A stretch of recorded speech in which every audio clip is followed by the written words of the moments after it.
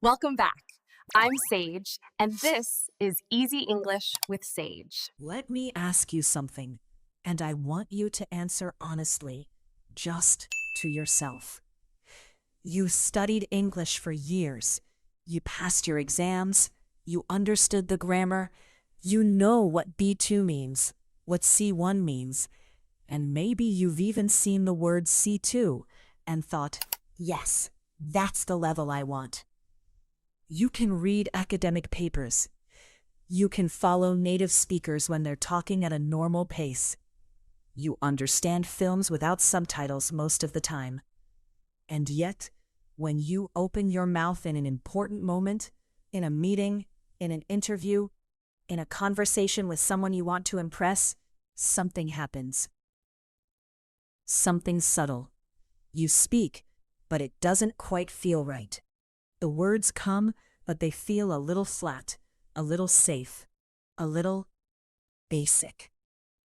You know exactly what I mean. That gap between what you understand and what you actually produce, that gap has a name. And today we're going to close it. This video is called, If You're C1 But Still Sound Basic.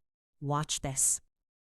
And I promise you, if you stay with me through this entire session, you will leave speaking and thinking in English at a level that finally matches the intelligence and depth you already have inside you. If your goal is to sound natural, precise, and genuinely fluent in advanced English, this channel was built for you. Hit subscribe before we begin. Not because I'm asking you to, but because you'll want to come back. Consistency is what separates people who dream about fluency from people who actually achieve it. Now, let's talk about why this happens. Why does a C1 learner still sound basic sometimes? It's not a grammar problem. It's almost never a vocabulary problem in the traditional sense. You know thousands of words. You have studied hard. The real issue is something more specific, and honestly, more interesting than that. It is this. At the C1 level, most learners have learned English as a system of correct answers. They learned it the way you learn mathematics. There is a right answer and a wrong answer, and you study to find the right answer. That approach gets you very far. It got you to C1, but at a certain point, that approach starts to hold you back. Because fluent, natural, advanced English is not about right answers. It is about choices. And that is a completely different skill. Let me explain what I mean, and then we're going to practice, because this session is not a lecture. This is a workout. A very specific, carefully designed workout for your English. When a native English speaker, or a truly fluent non-native speaker, opens their mouth, they are choosing from dozens of possible ways to express an idea. Not finding the correct word, but choosing the best word. Choosing based on register, tone, rhythm, context, relationship, and intention. And that choosing happens without thinking. It happens in the body, almost. In the mouth. That automatic, instinctive choosing. That is what we are going to build today. We're going to go through several layers of language. Vocabulary is part of it, yes. But we're also going to talk about sentence architecture, how native speakers actually build their sentences in real time.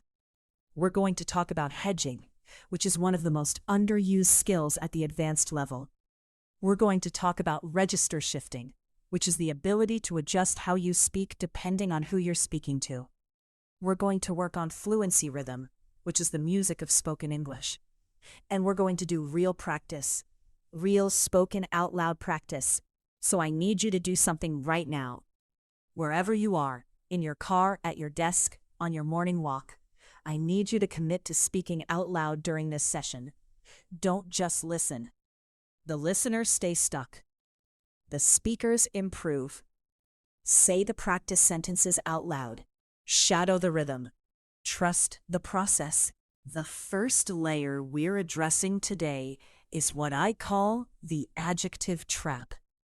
And this is perhaps the most common reason C1 speakers still sound basic. Here's what happens. You learn early in your English journey that some adjectives are stronger versions of others. Big becomes enormous. Happy becomes ecstatic. Important becomes crucial. And that's a real step forward. But then learners get stuck right there. They replace their basic adjectives with their stronger synonyms, and they think that's done. That's the upgrade. And it is an upgrade. Don't misunderstand me. But it's a surface upgrade. It changes your vocabulary, but it doesn't change the texture of how you speak. The next level is not just using stronger adjectives. It's knowing when not to use adjectives at all, and instead letting verbs and nouns do the work. Let me give you an example. A B2 speaker might say, "The presentation was very impressive." A C1 speaker might say, "The presentation was remarkable." But a truly fluent advanced speaker might say, "The presentation stopped the room." Do you feel the difference? The third sentence has no adjective at all. It has a verb, stopped, doing all the emotional work. And that verb does something an adjective can't do. It creates a picture. It creates a moment. It puts you in the room. Let's try another one. B2, she was very nervous before the interview. C1, she was anxious before the interview. Fluent advanced, she barely slept the night before the interview. Again, no adjective, just a physical detail that tells us everything we need to know about her emotional state. That is the move from correct English to vivid English. And vivid English is what sounds natural. Vivid English is what sounds fluent. Now let's practice this together. I'm going to give you a sentence, and I want you to say it out loud, and then try to rebuild it to make it more vivid, more specific. I'll give you the upgraded version afterward, and you can compare. Ready? Original sentence. The news was very shocking. Say it out loud. Good. Now pause and try to rebuild it without using the word shocking or any direct adjective. Try to use a verb or a physical image. Here's one possibility. The news left him standing at the kitchen counter, unable to move. Or even shorter, the news hit him like a door closing. Say one of those out loud now. Feel how different it sounds. Feel how much more human it sounds. Let's do another one. Original. She is very intelligent. Say it. Now rebuild it. Possibility. She walks into a room and immediately sees the problem no one else noticed. Or, she doesn't explain things. She illuminates them. Say one of those out loud. Really say it. Don't just read it. Say it with the weight of a person who believes it. That's the first layer. Vivid specificity over broad intensity. And here's the principle to remember. Advanced speakers zoom in. Intermediate speakers zoom out. When an intermediate speaker wants to express strong emotion, they reach for a stronger adjective. When an advanced speaker wants to express strong emotion, they find the specific physical or behavioral detail that reveals it. Let's move to the second layer, and this one is subtle. But the moment you understand it, you will start hearing it everywhere in native English. It's called hedging. Hedging is the art of expressing certainty and uncertainty at exactly the right degree. And it is one of the most sophisticated things any language does, and one of the things that C1 learners most consistently underuse. Here's the problem. Many advanced learners speak in declarations.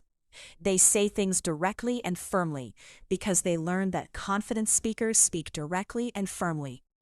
And that's true. But true fluency in English includes the ability to be precise about your level of certainty. And that precision is actually what intelligent, educated speakers do most of the time. Listen to the difference between these sentences. The economy will recover next year. The economy is likely to recover next year. The economy may well recover next year, though much depends on how policy develops. Now, which of those sounds most educated, most thoughtful, most like something a senior professional would say in a serious meeting? The third one. And the third one is actually making a less confident claim than the first one. But it sounds more intelligent. Why? Because it acknowledges complexity.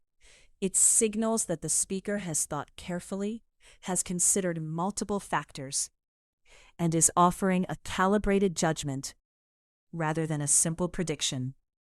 This is what educated native speakers do constantly. Not because they're unsure of themselves, but because they respect the complexity of the world. Let's learn some of the most powerful hedging tools in advanced English, and then practice using them.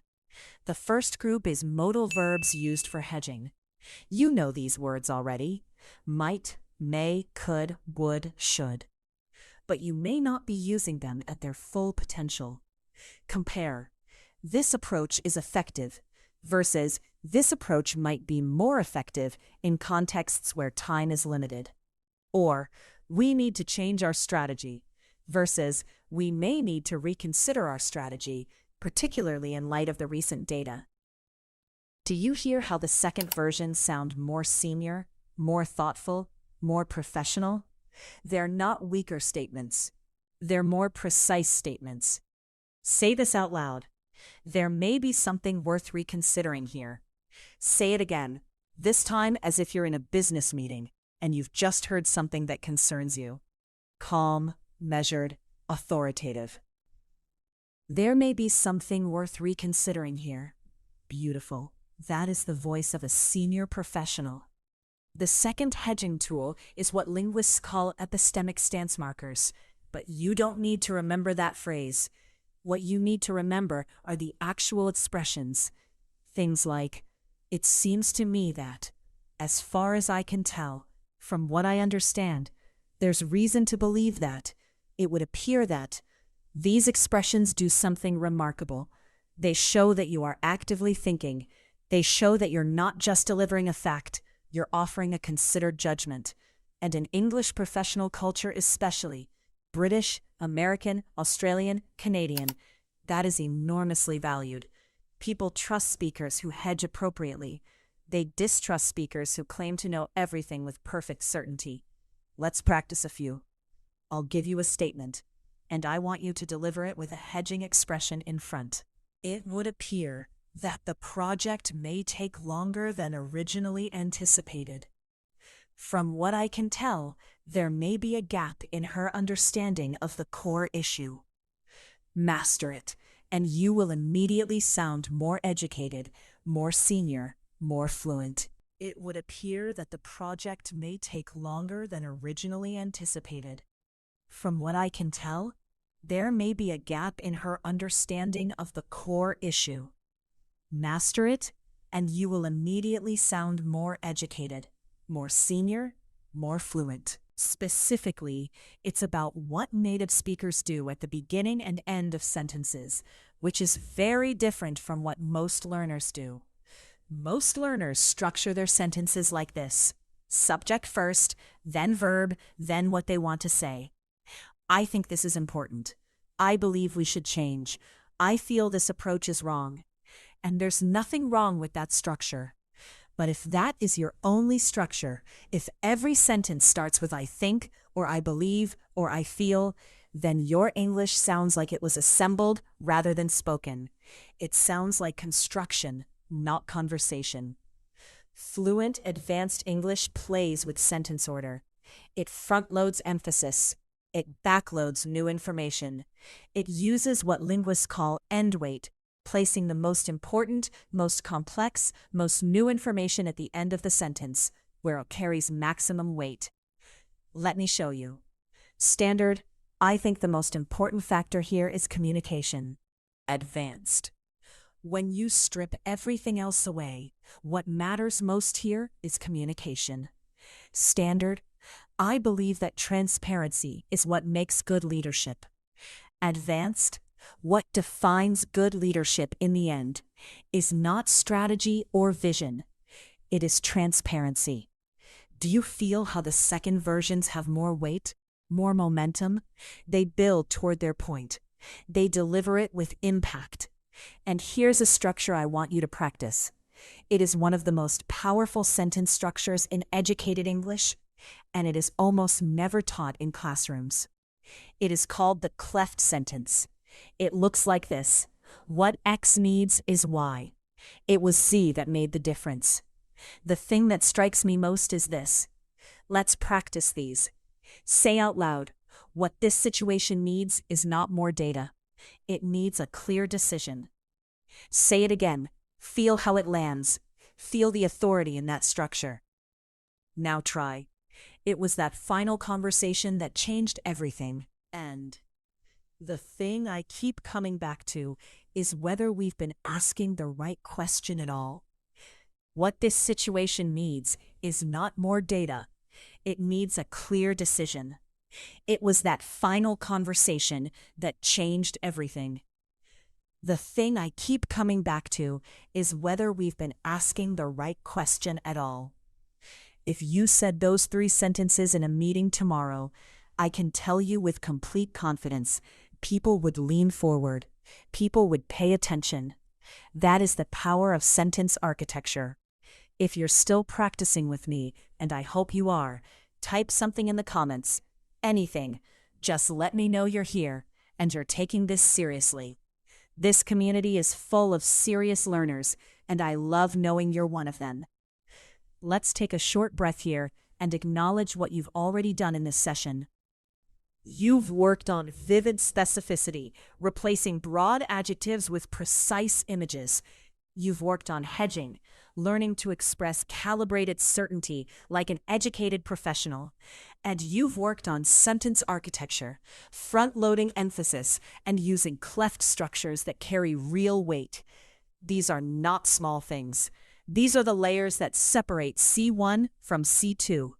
These are the layers that separate correct English from exceptional English.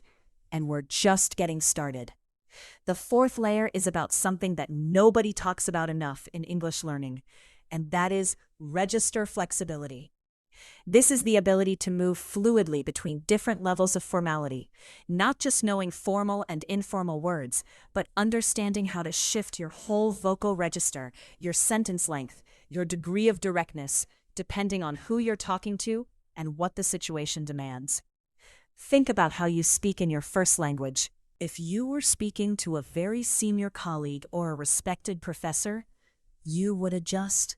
Your sentences would be slightly longer, slightly more careful, slightly more deferential. If you were speaking to a close friend, everything would loosen. Shorter sentences, more fragments, more humor, more abbreviation. That flexibility, that shifting, is something native speakers do completely automatically, without thinking. And it is one of the things that makes non-native speakers sometimes sound a little rigid, a little one-note. Because if you only ever speak in careful, formal, correct English, even in casual conversations, there's a kind of stiffness to it that native ears pick up, even if they can't name what they're hearing. So let's talk about how to develop register flexibility. The first thing to understand is that informal English in professional contexts is not less intelligent. It is not sloppy. It is a skill. It signals ease, confidence, belonging. When a senior professional uses a casual phrase in the right moment, it creates connection. It creates warmth. It shows that they are not performing competence. They are simply being themselves. Here are some expressions that live in that middle register. Not formal, not slang, but that comfortable, confident, professional, casual space that educated native speakers live in most of the time. The first expression, I take your point, but. This is a beautiful expression. It acknowledges what the other person said. It shows you heard them, and then it creates space for your perspective. It is simultaneously respectful and confident. Say it out loud. I take your point, but I think we might be overlooking something here. Now practice the full exchange. Imagine someone has just said to you, I think we should push the deadline back, and you want to disagree, politely but clearly. Your response out loud, I take your point, and I understand why the timeline feels tight right now. But from where I sit, pushing it back creates a different set of risks that I think we need to weigh as well. Say it. Say it as yourself, as a professional, as someone who is calm and confident and knows their own mind. The second expression, it's worth noting that. This is one of those phrases that adds authority without aggression. It says, here is information that is relevant, and I am drawing your attention to it without telling you what to think about it. It's worth noting that the previous version of this policy had similar challenges. Say it out loud. Feel the confidence in it. It's measured. It's informed. It's not heated, just clear. The third expression, I'd push back on that slightly. This is how confident professionals disagree. Not, you're wrong. Not, I disagree with that. But I'd push back on that slightly. It says, I have a different view. I'm going to share it, and I'm doing so with intention, not reaction. I'd push back on that slightly. I think the issue is less about resources and more about prioritization. That sentence, delivered with calm confidence, marks you as someone who thinks carefully and speaks with precision. The fourth expression, the way I see it, this is a phrase that signals opinion without apology. It's personal without being defensive. It says, this is my perspective and I own it. The way I see it, we've been solving the symptom without addressing the cause. Say it. The way I see it, we've been solving the symptom without addressing the cause. Now say it as if you mean it. As if you've been thinking about this for weeks and you're finally saying it in the room where it matters. And the fifth expression in this register, at the end of the day, I know you've heard this expression, but how you use it determines whether it sounds natural or cliched. The key is timing. It's used to distill a complex discussion down to its essential truth. At the end of the day, this is about whether we trust each other enough to take the risk. Say it out loud. At the end of the day, this is about whether we trust each other enough to take the risk. These 5 expressions, I take your point, it's worth noting that, I'd push back on that slightly, the way I see it, and at the end of the day, are the vocabulary of professional confidence.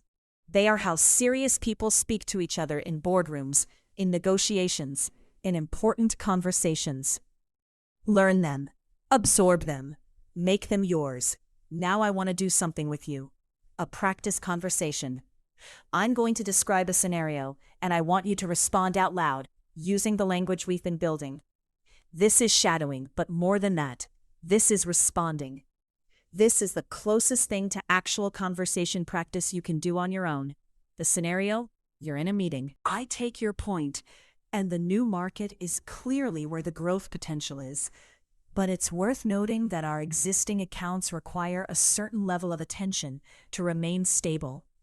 The way I see it, the question is whether we can do both without spreading our capacity too thin. I'd push back on the all our energy framing slightly. What if we looked at an 80-20 split, at least for the first quarter? Say that, all of it. Smoothly, as if you're speaking in a real room to a real person. Say it again, this time a little faster, a little more naturally. Don't read it, speak it. If you can say that fluently, you are already operating at a level that most advanced learners simply haven't reached. That is genuine professional English.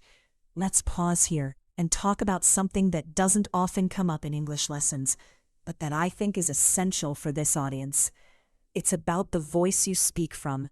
Many serious English learners, especially those from South Asia, from the Middle East, from East Asia, from parts of Africa and Latin America, have a complicated relationship with their own English. They know they are intelligent. They know they are educated. They have often studied harder than the native speakers they're trying to communicate with. But when they open their mouth in English, something happens.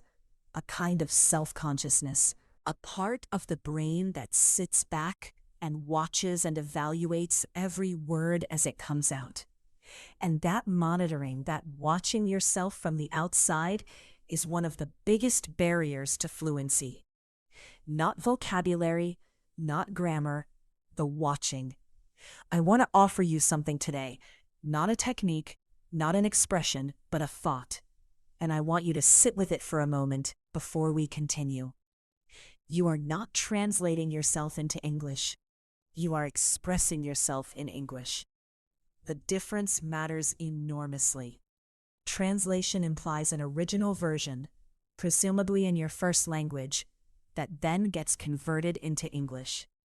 And conversion takes time, takes energy, and always loses something, like translating a poem. You get the meaning, but you lose the music. But when you are expressing yourself in English, when English is simply the material you're working in, the way a sculptor works in clay or marble, then there is no original version to translate from. There is just thought and expression, directly connected, fluid, fast, natural. That shift doesn't happen overnight, but it begins with a decision. A decision that English is not a performance you give, it is a voice you have. So when you practice today, practice from that place. Not, am I saying this correctly? But, what am I trying to say, and how does English let me say it best? That is the mindset of a fluent speaker. And the mindset comes before the fluency, not after it. Let's move into the fifth layer, which is about something I call connective tissue. These are the words and phrases that bind ideas together, that create flow, create logic, create the sense that your English is a continuous, intelligent stream rather than a series of sentences placed next to each other. Most learners know some connective tissue. They know, however, therefore, in addition, and these are fine, but they're also at this point a little expected. The connective tissue of truly fluent English is richer, more varied, and often more conversational than that. Let me share a group of connective expressions that live at the advanced level and that you will hear constantly in educated English speech. The first, that said. This is one of the most useful transition phrases in modern English. It acknowledges what came before, then pivots. The economy has faced significant headwinds this year.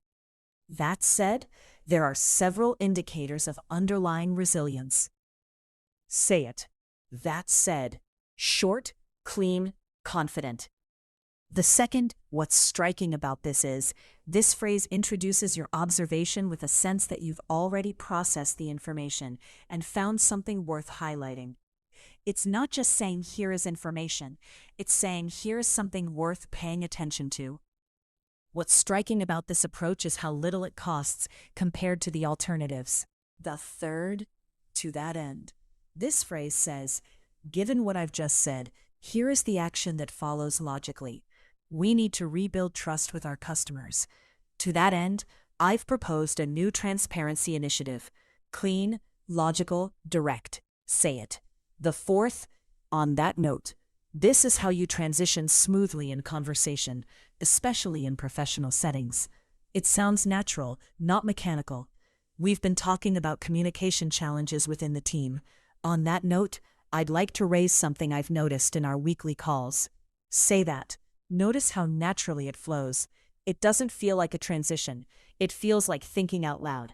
The fifth, not to mention. This is how you add a powerful additional point without making it feel like a list. We're already behind on the timeline. Not to mention, the budget situation hasn't been resolved. Short, a little dry, very natural. Say it. Not to mention the budget situation hasn't been resolved. The sixth, This is how you offer an opinion or observation while acknowledging that the other person may see it differently. It's humble without being weak. For what it's worth, I think this approach has more risk than the team appreciates. Say it. For what it's worth, beautiful. These 6 connective expressions. That said, what's striking about this is, to that end, on that note, not to mention, for what it's worth, are the mortar between the bricks. They are what makes your English feel continuous, considered, and real. Let's put them together in a short, continuous passage. I'll say it first, and then I want you to say it out loud. The whole thing, in one Brecht-supported, confident flow. The current strategy has produced some positive results. That said, there are elements that we need to examine more carefully. What's striking about the data is that our growth in existing markets has actually slowed while we've been focused on expansion. To that end, I'd like to propose a short internal review before we commit to the next phase. On that note, I've already drafted an outline. For what it's worth, I think 2 focused weeks of internal alignment would save us months of confusion later, not to mention the positive effect it would have on team morale. Now, say all of that. The whole thing. Slowly at first, and then again with more pace. The second time, try not to look at the text if you can avoid it. Let yourself speak from memory and instinct. That passage, if you can speak it naturally, represents the speech of a thoughtful, experienced professional. It is the English of someone who belongs in the room. We're now going to go deeper into what I call the vocabulary of precision, because at the advanced level, what distinguishes excellent speakers is not the size of their vocabulary. It is the accuracy of it, the ability to choose the word that says not just roughly what you mean, but exactly what you mean. This is the difference between a photograph that's in focus and one that's slightly blurry. Both show you the same scene, but one is crisp, one is precise, one allows no confusion.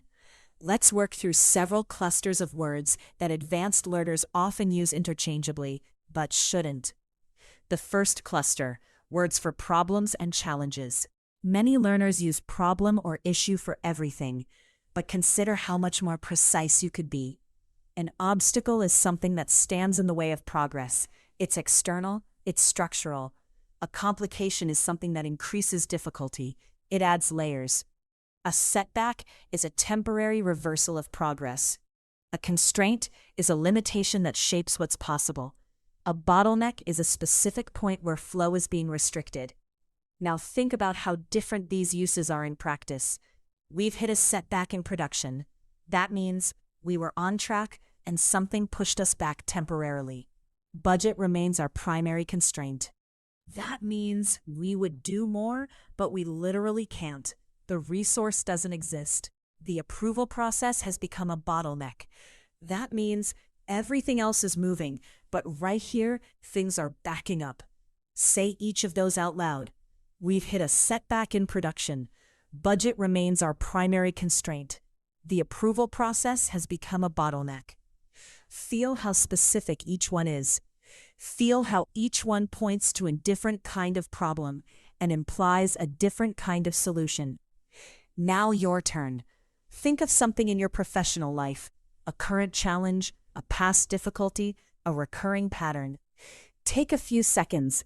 Now describe it in one sentence, using one of these 5 words: obstacle, complication, setback, constraint, bottleneck. Say it out loud. Don't think too long, just speak. This is practice. This is muscle. The second cluster, words for change and development. Again, many learners reach for improve or change for everything. But look at this vocabulary. To refine means to improve something through small, careful adjustments, like a sculptor removing fine detail from marble. To overhaul means to change fundamentally, to rebuild. To streamline means to make something simpler and more efficient by removing unnecessary elements. To recalibrate means to adjust to better account for new information. It implies that something was calibrated before and now you're adjusting. To pivot means to significantly change direction while retaining core strengths. These words are the vocabulary of serious professional communication. They each carry a specific meaning that general words like change or improve simply can't convey. Say these sentences out loud. We've refined our onboarding process based on the feedback. The system needs a complete overhaul. Minor adjustments won't be enough. We could streamline this significantly by eliminating the middle approval layer. Given the new data, I think we need to recalibrate our expectations for Q3. The company is pivoting toward a service-based model. Say all five. Say them as if they mean something to you, as if you're reporting to a board or briefing a team. Good. Now look at the difference between those 5 sentences and 5 sentences that use improve and change throughout. The versions with specific vocabulary are cleaner, more precise, more authoritative. They signal that you understand not just what needs to happen, but the specific nature of the required action. This is advanced English, not harder English, more precise English. Let me give you one more word cluster, because I think this one is particularly underused and particularly powerful. These are words for speaking and communicating itself, which is relevant to everyone in a professional context, and especially to people who are actively working on their language. To articulate means to express something clearly, especially something complex. She articulated the problem in a way that finally made sense to everyone. To elaborate means to add more detail or explanation. Could you elaborate on that point? To clarify means to remove confusion. Let me clarify what I meant by that. To qualify means to add a limitation or condition to a statement. I should qualify that. This applies mainly in formal contexts. To underscore means to emphasize the importance of something. I want to underscore how significant this shift actually is. These 5 words, articulate, elaborate, clarify, qualify, underscore, are the vocabulary of sophisticated intellectual communication. They describe not just what you're saying, but what you're doing with language. And people who use them fluently are perceived as precise, as thoughtful, as in command. Practice this sequence out loud. I want to articulate something that I think has been missing from this discussion. To be clear, and let me clarify for those who joined late, we are not changing our overall direction. What I'd like to elaborate on is the specific mechanism by which we're going to get there. I should also qualify this by noting that the timeline depends on external factors we can't fully control. But I do want to underscore the commitment we've made to this team.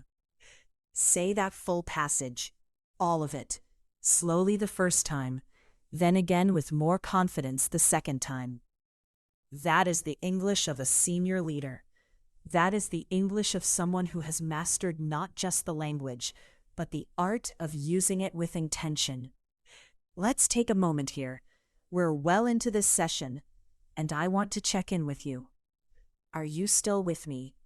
Are you still speaking out loud?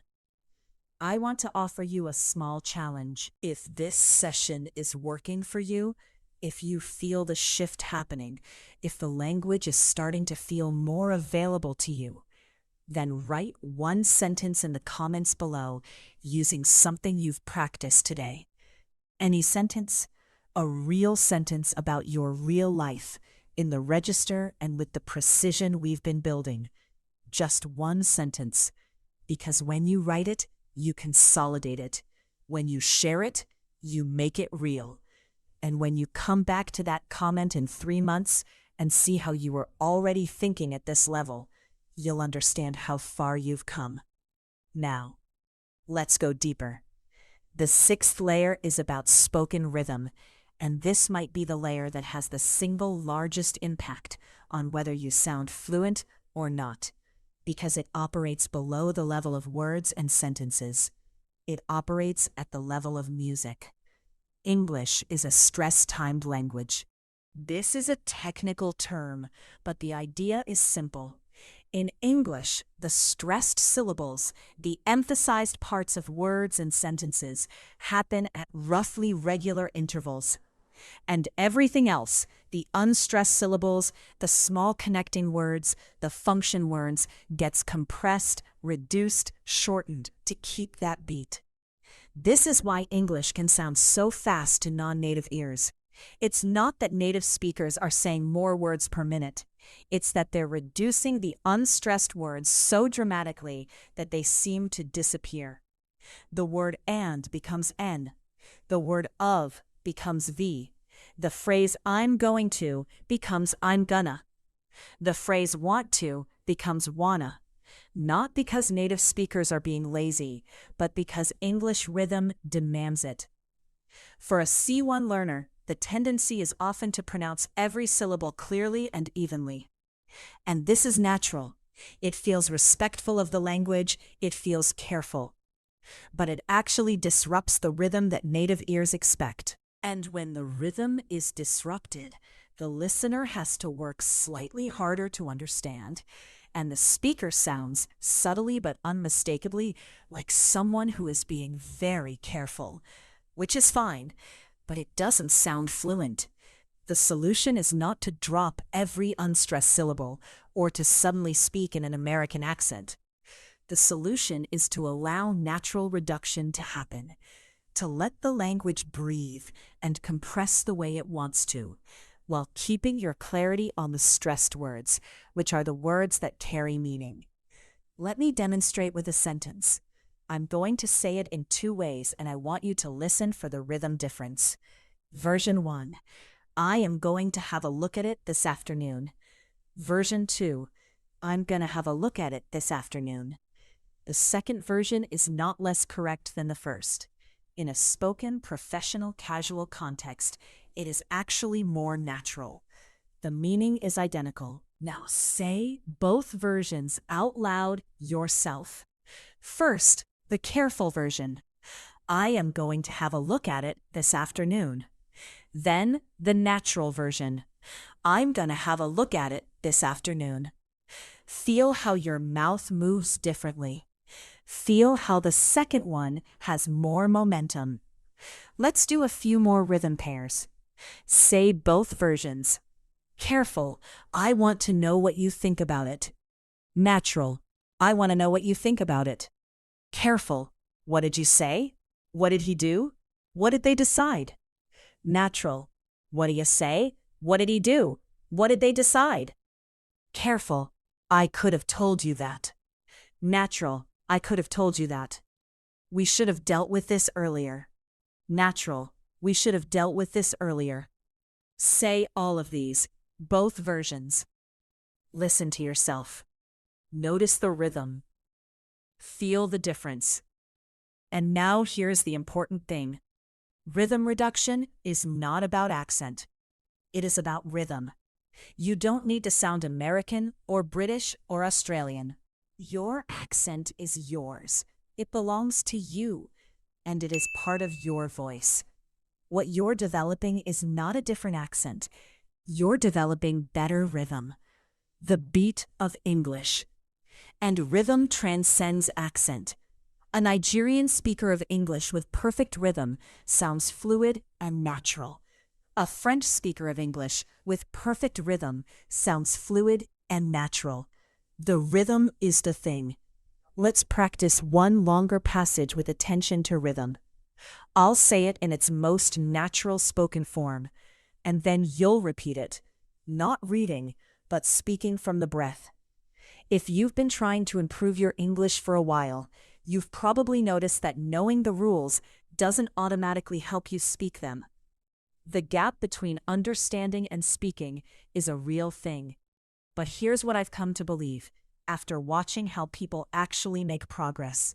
It's about practicing the right things in the right way consistently enough for the language to start living in your body rather than just your head. Say that, the whole thing. naturally with the rhythm flowing. Don't read it word for word. Breathe it. Say it again, faster this time. Trust yourself. Good. Do you feel the difference between reading and speaking? That feeling, that momentum, that is what we're building toward. The seventh layer is about complexity of thought expressed simply. And this is one of the most underappreciated aspects of advanced English proficiency. It is the ability to take a genuinely complex idea and express it in language that is accessible without being simplistic. This is what the very best communicators do.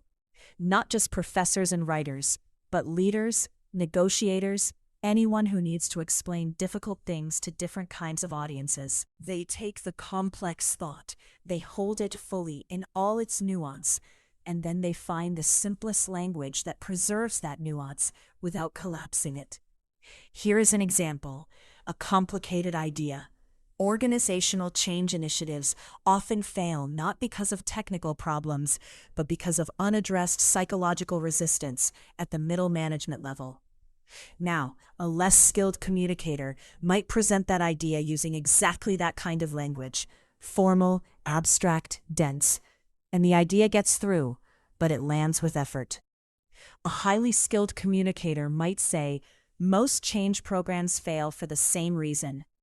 The plan is fine, but the people in the middle, the managers who actually have to implement it, nobody asks them how they felt about it. Same idea, much simpler language, but, and this is crucial, not dumbed down. The second version actually contains more humanity, more specificity, more reality than the first. It's not simpler because it lacks sophistication. It's simpler because the speaker has processed the idea deeply enough to find its human core. This is the final frontier of advanced English, and it is worth spending time on. The practice here is to take any complex idea, professional, political, philosophical, personal, and try to say it in 3 sentences that a thoughtful 15-year-old could understand. Not a child, a thoughtful teenager, someone with intelligence but without specialized knowledge. Take a few seconds now. Think of something complex that you deal with in your work or your life. Take the most complicated aspect of it, the thing that would take 10 minutes to fully explain. Now find 3 sentences that capture the essential truth of it, simply and clearly. Say it out loud. This practice, complex idea, simple expression, is one of the most valuable exercises in advanced English, and it is also one of the hardest. It requires not just language skill, but genuine understanding. Because you can only simplify what you truly understand. Now let's do the final and perhaps most important practice of today's session.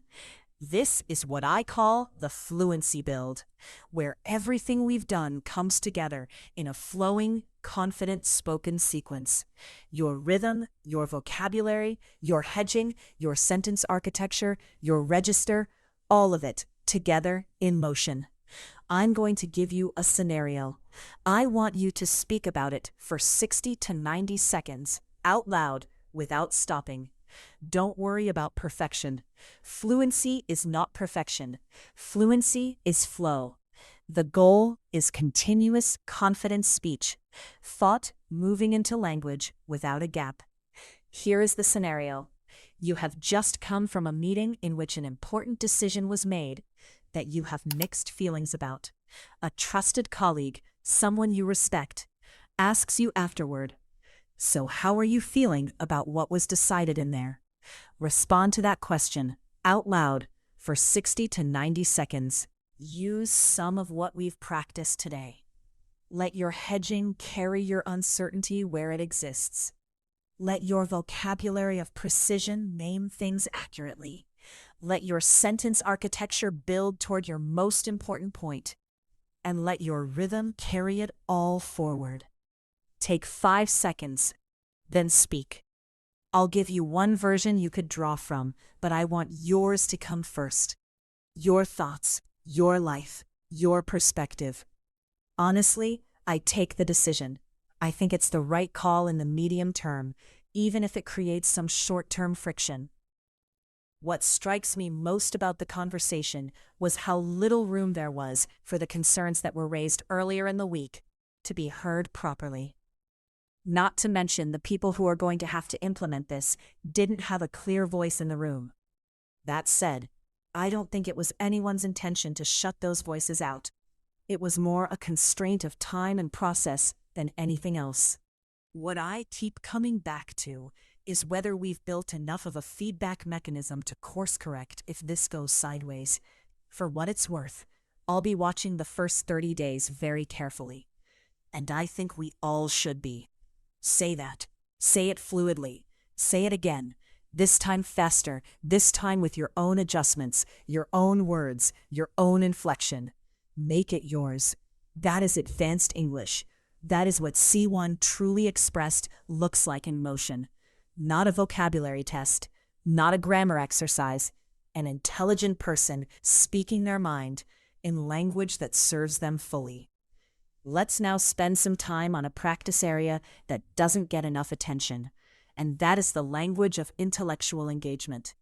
This is the vocabulary and the sentence patterns that you use when you are actually engaging with ideas, when you're thinking out loud, when you're analyzing, questioning, building an argument, exploring uncertainty. Because this is what educated adults actually do with language most of the time. We're not just describing what happened or reporting facts. We're thinking, and thinking sounds like something. Advanced thinking sounds like something specific. Here are some patterns of intellectual engagement that you should absorb into your speaking.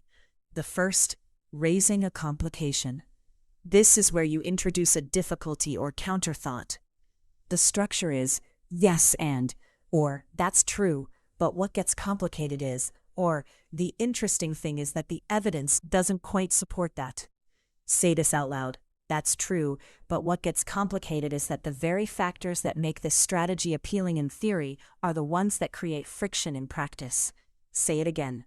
The second, distinguishing between two things that seem similar.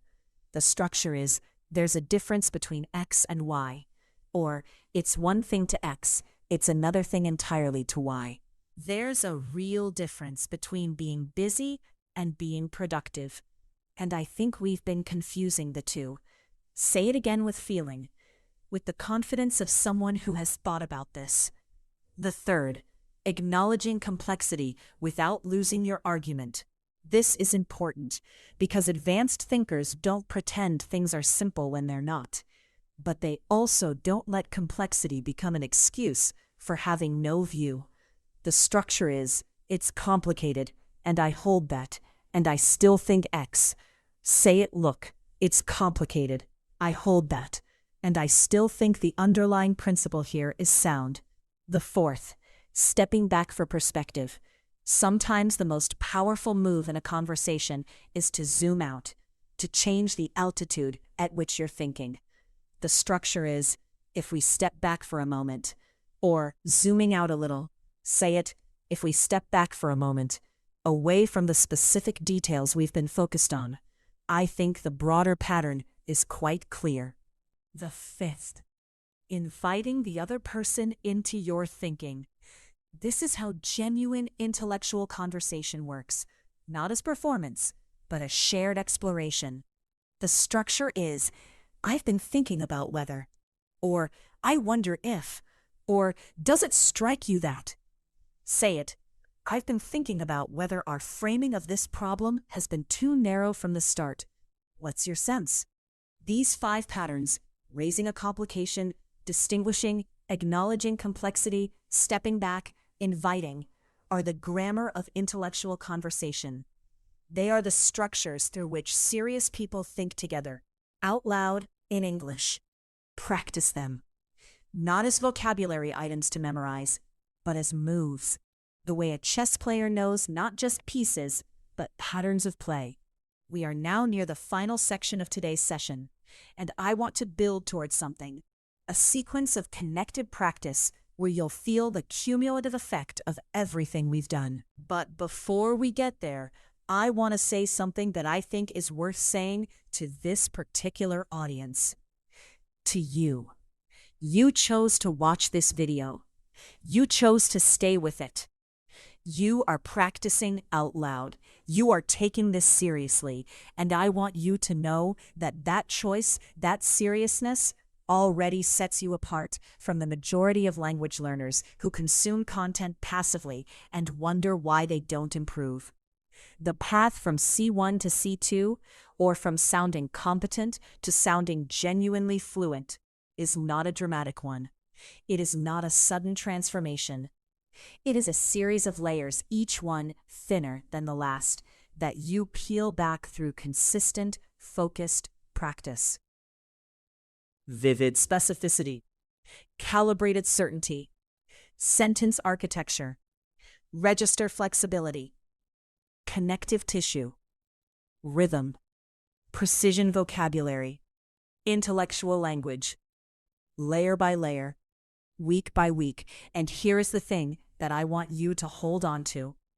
You are not a beginner who is building English from nothing. You are an advanced learner who is refining something already excellent.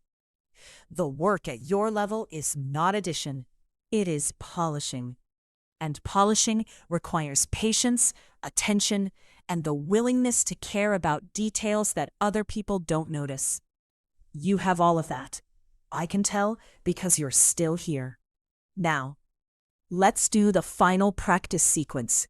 I'm going to give you a series of prompts, real professional and social situations, and for each one, I want you to respond out loud in 2 or 3 sentences. Don't overthink. Speak from instinct. Trust the language you've been building today. First prompt. Someone at a networking event asks, "So, what do you do?" Don't give your job title and stop. Give a response that tells them what you do and why it matters, in 2 to 3 sentences that leave them wanting to ask more. Speak now.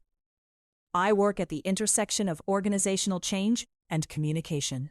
Essentially, I help teams figure out not just what needs to change, but how to talk about it in a way that people can actually hear.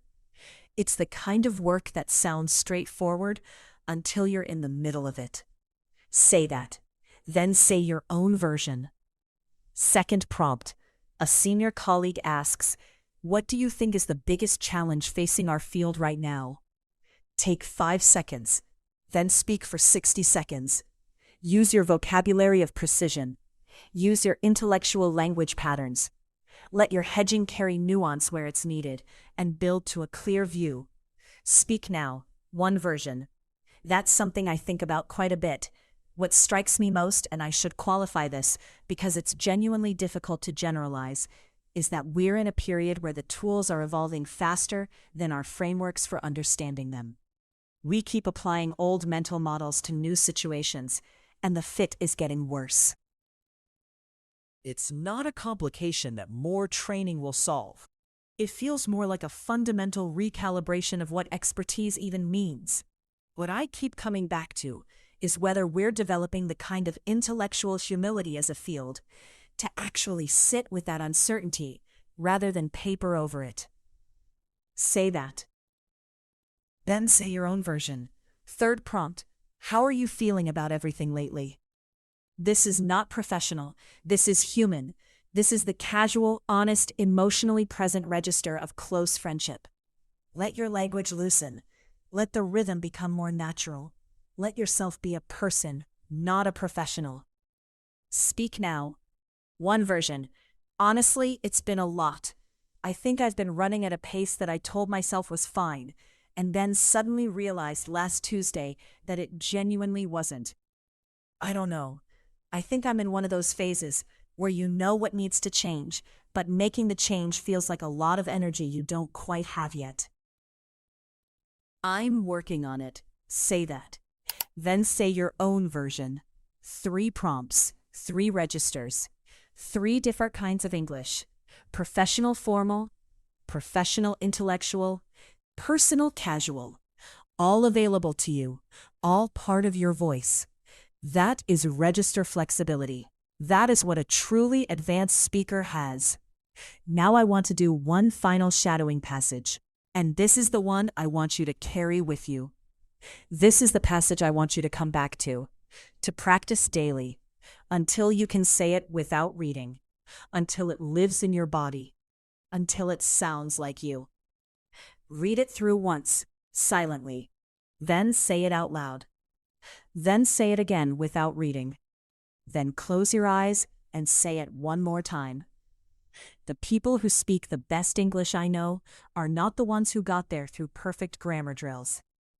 They're the ones who allowed themselves to actually think in English, to stop translating their thoughts and start generating them. That shift doesn't happen through effort alone. It happens through enough exposure, enough practice, enough quiet moments of just letting English be the language your mind reaches for. And here is what I know about that process. It compounds. Every day you practice, the next day is slightly easier. The language becomes slightly more available. The reach for the right word becomes slightly shorter. And one day, not dramatically, but quietly, you notice that you didn't translate anything in that conversation. You just spoke. Read it. Say it. Say it without reading. Say it one final time, with all the confidence of someone who believes it about themselves, because it is true about you. And now, let me close today the way I want every session on this channel to close. Not with a summary, not with a list of what you learned, but with a moment of clarity about where you are and where you're going. You came to this video as a C1 English speaker who suspected that something was missing. Not vocabulary in the conventional sense, not grammar, but depth, texture, the quality of language that makes a person not just understood, but remembered. Not just correct, but compelling. And today, across everything we've covered, vivid specificity, hedging, sentence architecture, register flexibility, connective tissue, rhythm, precision vocabulary, intellectual engagement patterns, you have been building exactly that, layer by layer. The way all real skill is built, not in one dramatic leap, but in steady, committed accumulation. The gap between C1 and truly exceptional fluency is not a canyon. It is a series of fine lines. And you have crossed several of them today. Several more remain. They always will. Because language is not a destination you arrive at, but a practice you deepen. The most accomplished English speakers in the world are still growing, still finding better words, still discovering new rhythms and possibilities in the language. That is not a discouragement. That is an invitation to stay curious, to stay engaged, to keep practicing with the kind of seriousness you brought to this session today.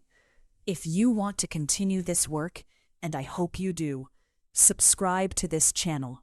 Not for me, for you.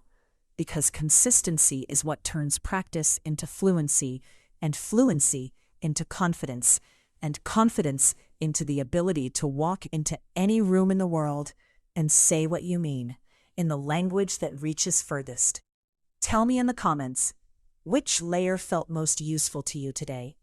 Was it the vocabulary of precision, the hedging, the sentence architecture, the rhythm work, or something else?